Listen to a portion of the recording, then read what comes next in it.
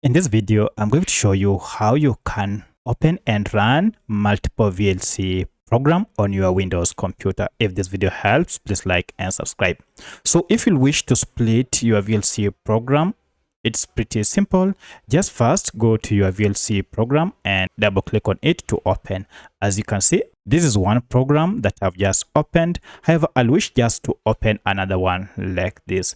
To do that, just head over to your VLC program again like this. So you can either minimize this. If it is in full screen, you can minimize further to remove it, and then just double click on your VLC again to open another program. So if I minimize this and hover over VLC, down here you can see we have two programs, the one that I had shortened and minimized, and the other one that is covering full screen, so I can open it. Now you can now manage this and run various player files on each separately. You can also show them side by side on your computer. So if you adjust their sizes, now you can have them run side by side like this and run various player music or videos on each separately. You can also extend this. If you have a secondary monitor, you can extend it to the secondary monitor. For my case, I have one, so I can move back and forth to the other monitor and run different programs on each. So that's how you can separately split